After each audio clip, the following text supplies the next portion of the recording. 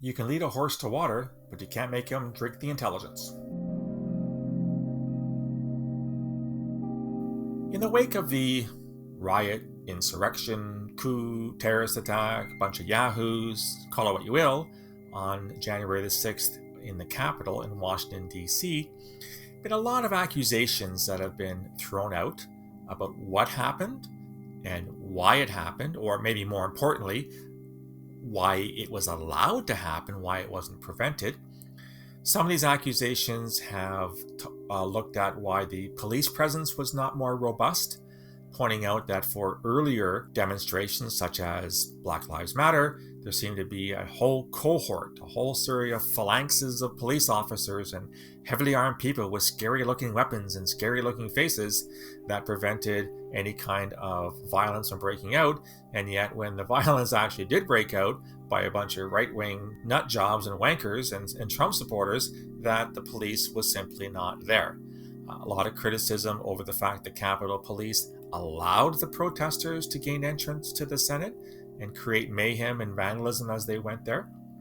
A lot of criticism about why this thing wasn't taken seriously by a lot of people in the United States. Accusations of bias, accusations of infiltration of the far right within maybe law enforcement agencies or government organizations. Accusations that maybe even some law enforcement officers were somehow involved in what happened in the melee that was January the 6th. The one accusation that I want to talk a bit about today is this notion that January the 6th and the damage and the death of the one police officer, several injuries, the vandalism, the destruction of files, the theft of furniture, the breaking of windows, etc., was in fact an intelligence failure. Not surprisingly, given the fact that I worked in intelligence for more than 30 years, I'm going to push back a little bit against that notion today.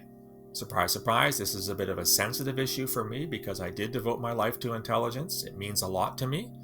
I think I have a pretty good understanding of what intelligence is and what it isn't, what it can do and what it can't do.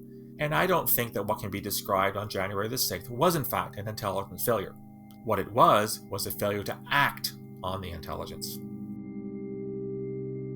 Now, what do I mean by that? This is not just, splitting hairs here. This is actually a really important distinction. Those agencies which are responsible for gathering intelligence. So in Canada, that would be CSIS, the Canadian Security Intelligence Service, or Communications Security Establishment, CSE, Signals Intelligence, both of which I worked for, or the RCMP, or even your local law enforcement agency. In the States, that would be the FBI, other local law enforcement. Their job is to gather information. Now, generally speaking, when that information is not overt, it's not public, we call that intelligence. We call that secret. And the ways that this intelligence can be gathered are multiple. You can gain intelligence through a human source or a human agent, somebody who infiltrates a terrorist cell or infiltrates a foreign interference cell or foreign espionage cell. You can gain intelligence through communications that you intercept. Now in Canada, that's under a federal court warrant. You can gain intelligence through surveillance.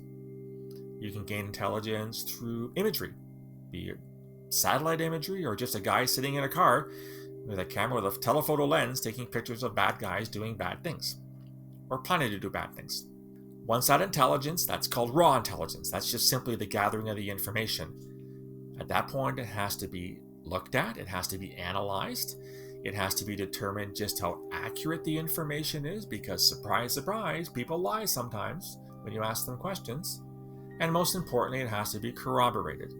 Corroborated through multiple sources, because any one source, even if they're a proven source, can be wrong on a given occasion. So you try to gather the same information, the same types of data from multiple sources. If multiple sources are all saying the same thing, there's a greater likelihood that there's some veracity, some truthfulness in the information you've gathered. Once all that's done, you kind of put your mind to it, you do a bit of analysis, you wrap it up, you put a bow on it, and then you distribute that intelligence to your customers, your clients.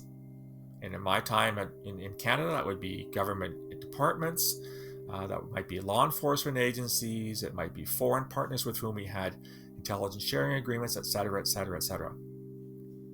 The bottom line is that on occasion, You might have the best intelligence in the world, and one of two things happens. Either it's not given to the right people at the right time, which means there's a problem in your distribution network. There's some kind of a gap or some kind of a shortage whereby the people that should be seeing the intelligence aren't seeing it. And that's something you have to identify and try and fix. Or, on another occasion, the people who receive the intelligence ignore it, or they reject it, or they just don't pay any attention to it.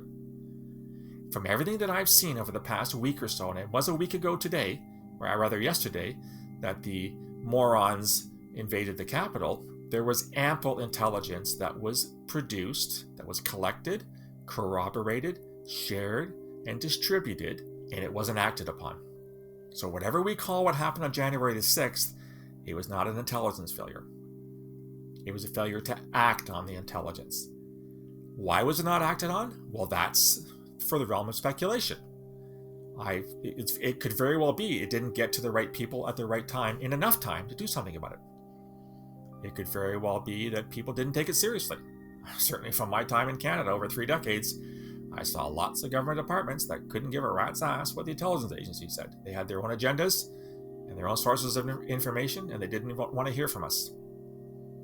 I also want to comment on this notion that somehow that the agencies that received the intelligence did not act upon it because they were sympathetic to the agendas and to the programs and to the desires and intentions of some of the rioters on January the 6th. What I'm going to say is not going to be popular. That strikes me as largely a conspiracy theory, in the same way that QAnon has conspiracy theories about satanic pedophile cults and lizard people. I'm not saying that there's nobody within the FBI or the DC police or any other law enforcement agency in the United States that there aren't individuals who are sympathetic to, or even more so, followers of the types of garbage that Donald Trump spouts. And thankfully, spouted in 7 days' time will be spouted past tense. There's no question to me that there are some people who see the world through the same eyes and are probably influenced by these right-wing movements and may have their own agendas for not acting upon it.